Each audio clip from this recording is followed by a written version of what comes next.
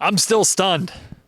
I'd say speechless, but that's not very good when you're hosting a podcast. Still got chills, too, from the energy inside the Golden One Center as the Sacramento Kings, severely short-handed, stun not just the Cavaliers, not just all of Cleveland, but all of the NBA with their 123-119 victory over the Cavs, handing them just their 13th loss of the season. Cleveland, this beam is for you.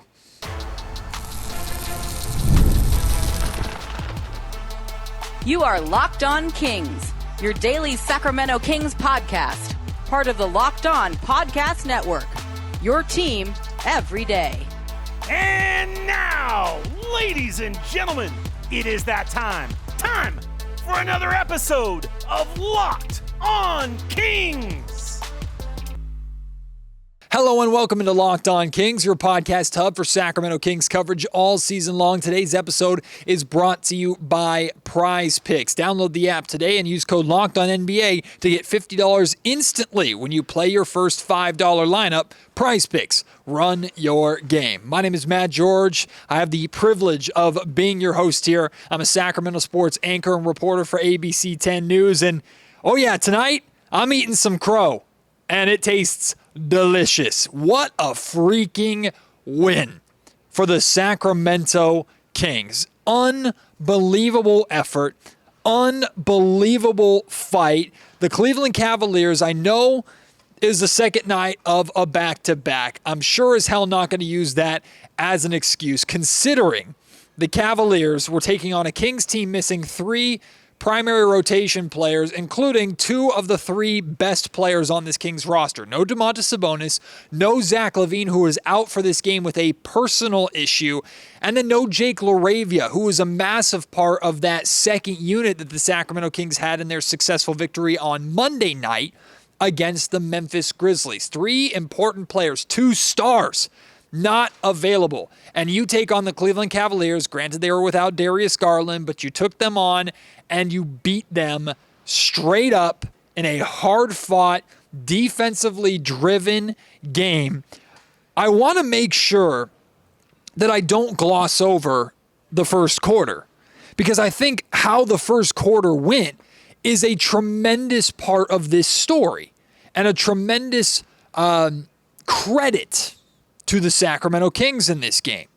The Kings came out and they could not score. I think they had 4 points halfway through the first quarter. Offensively, they couldn't get anything going. They were missing shots. They're like 1 of 17 or 1 of 18 from the field early on in this game. They were struggling to touch the paint, struggling to get anywhere near the basket. The Cavaliers defense was forcing them into a lot of tough jumpers, and it just was not working. The Kings offensively were in the mud right from the very beginning, which is to be expected when you're missing guys like Sabonis and LaVine.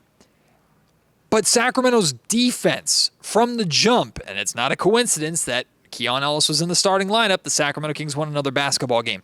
But the Kings defense from the jump was active, engaged, aggressive. The second and third efforts were fantastic. The closeouts were there. The communication was strong. They were physical. They weren't allowing themselves to get pushed around. They were, as Doug Christie says, making the Cavaliers feel them every single time they had the basketball and were attacking on the offensive end of the floor.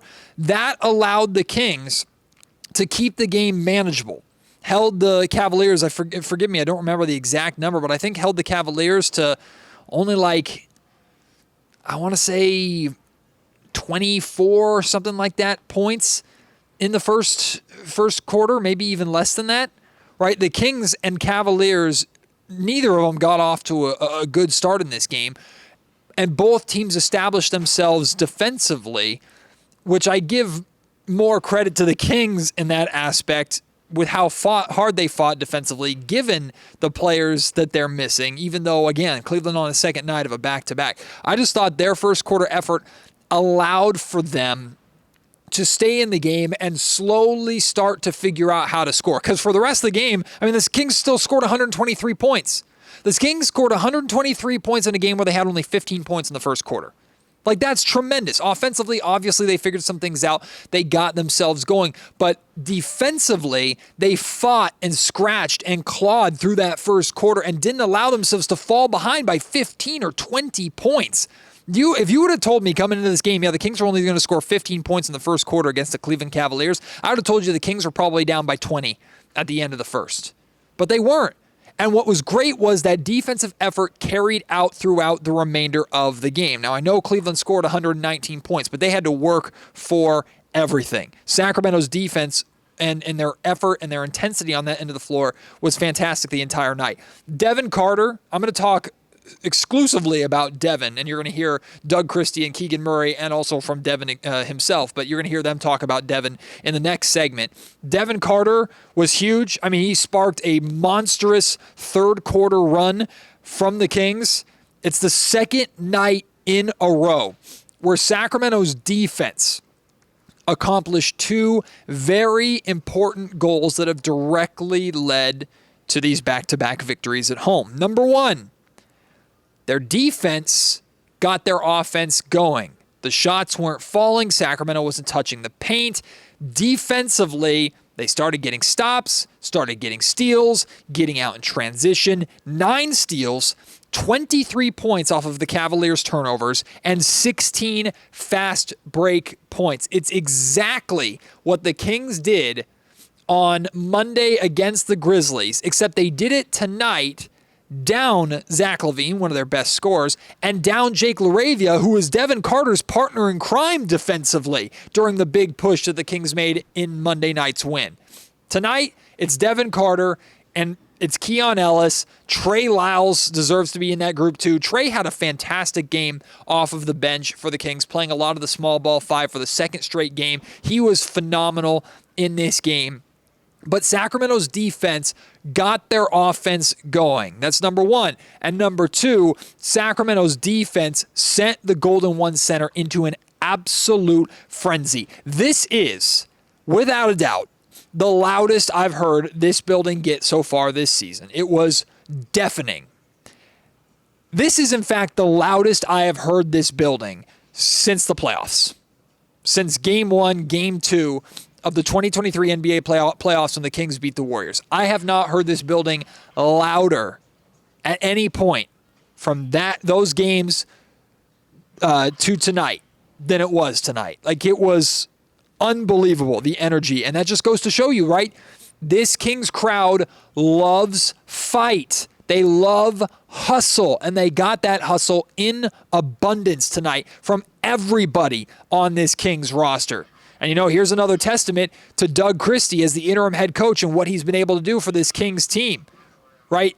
Since taking over, the Sacramento Kings are 12-3 here inside the Golden One Center with Doug Christie as their interim head coach.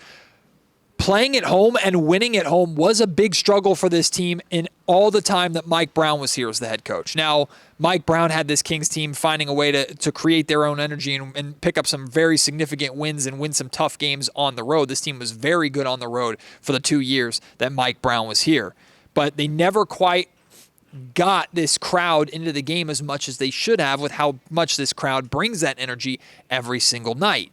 Doug Christie has tapped into that. And, of course, DC knows that crowd and knows that energy better than anyone because he played for it, played in front of it in the early 2000s when he was a part of the glory years here of the Sacramento Kings. So Doug and this Kings team they've figured out how to get their team involved, or get this crowd involved, and it's with that energy and that response to the hustle and the fight, especially on the defensive end and the opportunities that leads on offense. Now, I'm not going to lie to you. I was waiting during that third quarter push and into the fourth quarter. I was waiting. I'm like, okay, this is great. This is fun. No matter what, I'm going to be happy on the Locked On Kings podcast because this was a phenomenal fight from the Kings tonight. But when is it coming from the Cavs? When are they going to flip that switch? When are they going to say, okay, enough's enough, stop playing with their food and be the 56-12 Cleveland Cavaliers that they were coming into tonight's game? A team on a 2-game losing streak and determined not to allow it to be 3. Right? I was waiting for that moment. And then Evan Mobley exploded in the third quarter. 12 points in the third quarter. He brought the Cavs back by himself. He single-handedly shut down all of that energy that Devin Carter and the Kings had built for themselves with that big run in the third quarter. He said, enough's enough. Give me the damn basketball. And he took over. Erased that entire lead, even put the Cavaliers back on top late in the third quarter. But man, that they flipped that switch, and then the Kings flipped it right back. They kept fighting. They took those punches, punched right back. And then they closed this game out in a very fitting way. DeMar DeRozan, 11 points in the fourth quarter, 5 of 8 from the field in the fourth quarter. He was the big shot maker for the Sacramento Kings when they needed him. He had 27 total points to lead the Kings tonight. And then you had Malik Monk hit a nasty, creative step-back jumper to really put the dagger in this game and cement Sacramento's victory. He had 22 points and 8 assists tonight. He was one of the only guys that was scoring early in this game when Sacramento's offense was struggling to get going. You have your defense and you have your rookie and your role players make these tremendous defensive efforts to really establish yourself and give yourself a lead and put yourself in this game. And then you had your stars, your main guys, close this game out. It's a great recipe for success. The Sacramento Kings found that tonight. But let's talk specifically about Devin Carter. We're going to do that. Plus, you're going to hear from Carter, Doug Christie, Keegan Murray, and more still coming up here on Locked On Kings. Today's episode of the Locked On Kings podcast is brought to you by Hungry Root. When it comes to grocery shopping and meal planning, I've had this ongoing problem. I just don't have the time between work, life, Kings games, trying to eat healthier. I'm constantly feeling stressed out. I'd go to the grocery store, end up buying things that I didn't need, just wasting money, and then end up with no time to actually cook those meals that I want to make. And sticking to health goals, that's just another struggle in itself. But everything changed when I discovered Hungry Root. It's been a game changer. It's like having a personal shopper and nutritionist all in one. They take care of my grocery shopping, recommending meals and groceries based off of my tastes and health goals, from anti-inflammatory to high protein and gluten-free options. And the best part, every meal is ready in 15 minutes or less. I'm talking quick, healthy meals that are actually great to taste and delivered straight to the door. It's a huge time saver and has made healthy eating so much simpler. You're going to love Hungry Root as much as I do. For a limited time, get 40% off of your first box and a free item in every box for life. Just go to hungryroot.com/LockedOnNBA and use code LockedOnNBA. That's hungryroot.com/LockedOnNBA, code LockedOnNBA to get 40% off of your first box and a free item of your choice for life. hungryroot.com/LockedOnNBA, code LockedOnNBA. Don't miss out. Locked On Kings is also brought to you by Monarch Money. Ever check your bank account and wonder, where the heck did all of my money go? Well, between dining out, online shopping, and entertainment, it's easy to lose track. That's where Monarch Money comes in. It's your personal CFO giving you full visibility and control over your finances. Monarch Money isn't just a budgeting app. It's a complete financial command center. You can track all of your accounts, investments, and spending in one place, so you stop managing your money and start building wealth. There are some tremendous insights that you'll get from Monarch Money, right? A breakdown of your spending habits, how much money is going to certain areas like entertainment. For me and my family, it's like Dutch Bros and coffee, right? The amount of money that we're spending on that. It was a good eye-opener for us, helped us build more of a budget plan. Plus, there's all-in-one convenience. Instead of juggling multiple financial apps and spreadsheets and everything that you're doing, you can use Monarch to check your finances, track spending, and even plan long-term goals. And it makes collaborating easy too. Managing money with your partner is smoother than ever. You can track shared and personal accounts, set goals, and stay on the same page without the stress. Take control of your finances with Monarch Money. Use code LockedOnNBA at monarchmoney.com for 50% off of your first year. That's monarchmoney.com, code LockedOnNBA for half off your first year. Fryer. I'd spend the whole podcast, spend the whole segment saying that word over and over again if I could. Fryer indeed. Devin Carter. Wow. Just wow. What a performance from the Sacramento Kings rookie. 16 points, 6 of 11 shooting from the field, 5 rebounds, 3 assists, 3 steals. He played just shy of 31 minutes tonight off the bench for the Sacramento Kings. He was so freaking good in that second half that Doug Christie had a really hard time just taking him off the floor. He was incredible for the Sacramento Kings. And it's easy to forget, right? And look, I've been hard on the pick. I've been hard on the front office for making Devin Carter the selection. I didn't think it made sense given the circumstances of Devin needing surgery and missing training camp, plus the first portion of the season with the Kings in win now mode and blah, blah, blah, blah, blah. I've used the Devin Carter draft selection as an argument against this front office. Well, 2 games doesn't completely change that argument for me. However, it's easy to forget that while we are in the home stretch of the season, Devin Carter is only 25 games or so actually into his NBA career. And he's playing fantastic. He's got 7 steals over the last 2 games. He's been an absolute nuisance for opposing teams. The Grizzlies and Cavaliers both have nightmares about Devin Carter because he has just been everywhere all at once, had some humongous dunks tonight, a nasty poster in the first quarter. In the first half. It was in the second quarter, I believe, off of a transition opportunity. Malik Monk dropped the ball off for him, and he threw down a dunk that he tried to throw down on Monday against the Grizzlies. Couldn't quite pull that one off. Well, he did so tonight. Had a couple other big steals and dunks in the second half as well. Devin Carter was everywhere. And what I love is people are saying Devin Carter's getting more comfortable. He's getting more acclimated to the NBA game. That's true. 100%. He's getting more experience, getting a little more playing time, figuring the NBA game out a little bit more. But what I love, or what I'm seeing, is that Devin Carter is just simply being allowed to be himself.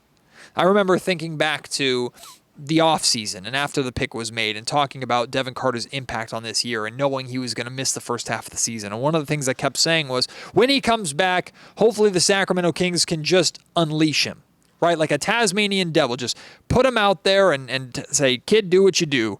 Play defense, grab rebounds, just be a nuisance, right?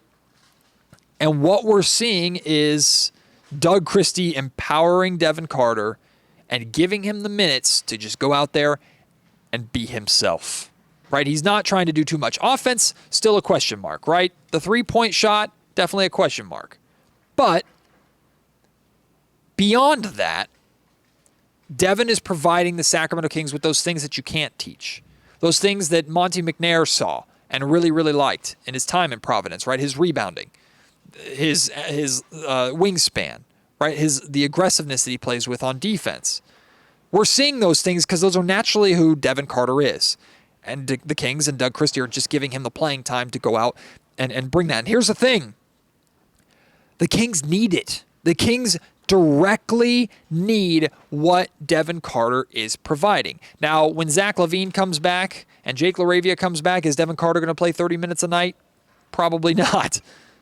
But on a night like tonight, when he's making this much of an impact, it's almost impossible to find a way to take him off the floor. He was that impactful and that meaningful for the Sacramento Kings in this game. That's everything you can ask from a rookie. Just come in, play hard, hustle, and provide that spark that this Kings team, quite frankly, needs more of, and they need it consistently. Devin has brought it over the last 2 games, and it's not a coincidence that the Sacramento Kings have won those games because of it.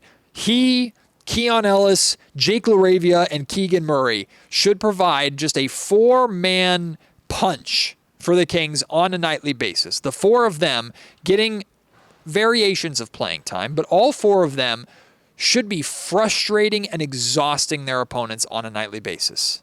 That's where I said this on Monday. Having 2 of the 4 of those guys on the floor at all times, I think, is a must, right? The Kings start with Keegan Murray and Keon Ellis, and defensively, they're really, really solid. You saw combinations of those guys on the floor together when Sacramento was making their big runs and defensively getting stops and getting steals and getting out in transition and energizing this crowd. I'm not saying that the offensive players, the pieces like Malik and DeMar and Levine and all those guys aren't tremendously important to the success of this team. They still are. Of course they are. And how important were they down the stretch to ultimately help the Kings close this game out? But the Kings need these hustle guys to bring it every single night and establish that level of play every single night. And Devin Carter, of course, is going to be a huge part of that. After the game, Doug Christie, Keegan Murray, and Devin Carter all spoke about Devin's big game. Devin Carter, welcome to the damn NBA. Big time.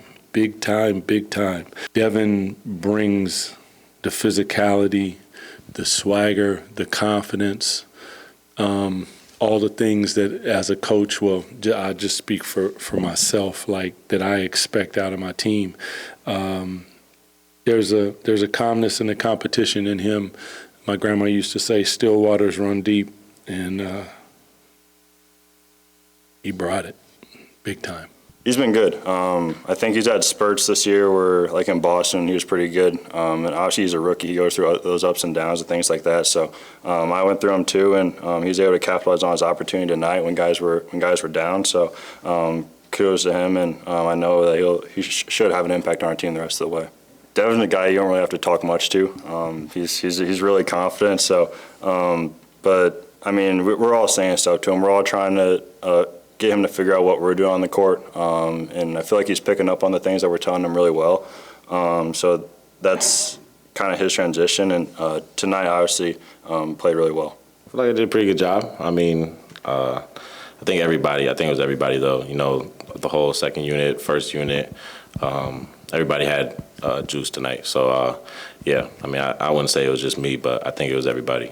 Just me, what was going through my mind, just, you know, picking up full court, trying to make them more tired than, you know, what they just were. But now my teammates found me. They gave me the confidence to just go out there, play my game. You know, I knew we were down a few guys, so just knowing I was going to get a little extra tick tonight. So I just try to make the most out of it.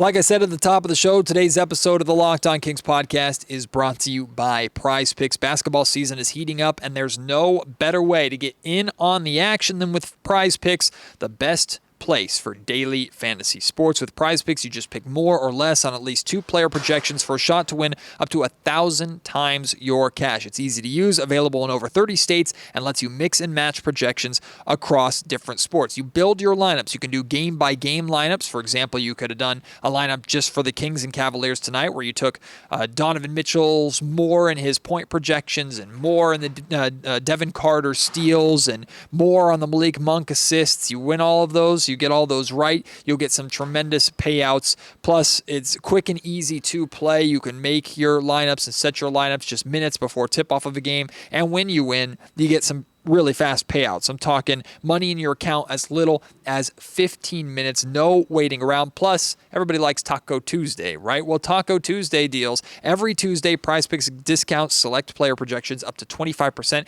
giving you even more value to your lineup. And a lot of times, they'll just give you a free pick, like Nikola Jokic, 0.5 of a point. Yeah, if Nikola Jokic scores 1 point, you've already won one of your Prize Picks projections for your lineup. Download the app today and use code LOCKEDONNBA to get $50 instantly after you play your first $5 lineup. That's code LOCKEDONNBA for $50 instantly after you play your first $5 lineup. Prize Picks, run your game. So I know the tone on Locked On Kings has been very different over these last couple of podcasts, and it had been even going back to last week and going back to the loss in Phoenix, which I'm still scratching my head about, thinking, how are these two teams the same, right? How are the Sacramento Kings that we saw tonight and Monday night, how is that the same team from the pitiful performances that we saw in Golden State or in San Francisco and in Phoenix at the end of that 4-game road trip that the Kings just got back from? I don't freaking know, but this version of the Kings is scary. And I mean that it's scary to opponents. This is the type of team that you don't want to play in the play-in. This is the type of team that you don't want to play in the playoffs.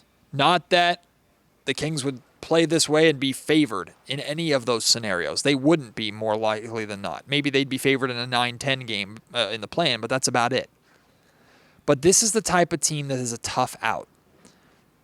They're the cockroach that you can't kill, right? This is the type of team, or that they're the fly or mosquito that you're constantly batting at, right? You get my analogy. This is the type of team that exhausts you. If the Sacramento Kings play this way, with this kind of effort and force on the defensive end, while having mercenaries like DeMar DeRozan who can close games out and get buckets for you in big moments, this is the type of team that is scary to certain teams, or a type of team that you might not want to face. Like, I look at the Houston Rockets, right? The Houston Rockets are a better team than the Sacramento Kings, even though the Kings have had a lot of success against them this season. The Houston Rockets are an established playoff team. There are some people that think, yeah, if you want the Houston Rockets in the first round because they lack experience. Well, the Houston Rockets are a physical, tough, aggressive team that is going to push you around and is not going to back down from the physical challenges and the physical level of playoff basketball, right? So even if they play, let's say, the Lakers in the first round, the Lakers should win that series, of course. Or the Thunder should win that series, of course. But the Rockets aren't going to be pushed around. They're going to make it tough on you. I look at this version of the Sacramento Kings as the same way. They're not as willing to talk crap and pick a fight as the Rockets are. But this team exhausted the Cavaliers tonight. Even on the second night of a back-to-back, doesn't matter. Exhausted them. This version exhausted the Memphis Grizzlies. Again, I know they were without John Morant in that game, but you still play who's in front of you, and the Kings fought like hell and drove the Grizzlies nuts because of how they've been playing. Doug has found something over these last couple of games. He's discovered lineups or unleashing Devin Carter or whatever it is. He's found something. But the question is, and this is the big question that I have, can he keep it? You found it. You know you're capable of it.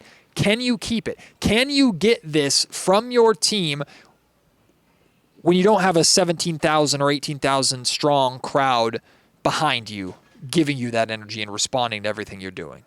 Can you keep that energy when you're getting punched in the mouth on the road? Right? Because playing this way requires a lot out of these players. It requires maximum effort. This is what Doug Christie talks about. He says, this is Sacramento Kings basketball. This is what we expect. It's a lot to ask. It's a lot for any coach to demand. And I think back to the Suns game. I think back to the Warriors game. They weren't even close to willing to give it. That's why they got their ass kicked. They weren't willing to give it all. Over these last two games, whether it was because of those abysmal performances or because of the energy of this crowd here in the Golden One Center or whatever it is, they have been willing to give it. They gave it and brought it for all four quarters tonight. They did not allow their poor offensive start to dishearten them. They kept playing hard, and the offense woke up, and they just beat the freaking Cleveland Cavaliers, the 56 and now 13 Cleveland Cavaliers. The Kings just beat them. Because of that heart, because of that effort, because of giving their all. Can the Kings bottle that up and bring that on a night-to-night basis and not just wait until the play-in or the playoffs to do it? I asked Doug Christie a similar question after the game. Doug, I believe there's a clip on an episode of The Run where you tell the guys, like, you've messed up now because you've shown me that you can do it. Yeah. How, are you able to, like, almost bottle up and take a game and film or moments like this and use that to motivate or to remind the team in the struggle times or the times where the play isn't up to standard? Are you able to draw back on games like this to remind them they can do it? I guess you can. I've used Boston a couple of times, but more than anything, it's really the simplicity of competing at a really high level, regardless. And I used to say this to you guys when I first started: is the opponent doesn't have a face. Like, when we look in the mirror, that's your opponent right there. Because today I don't feel like it. We got a back-to-back. My foot hurts. My back hurts. My knee hurts.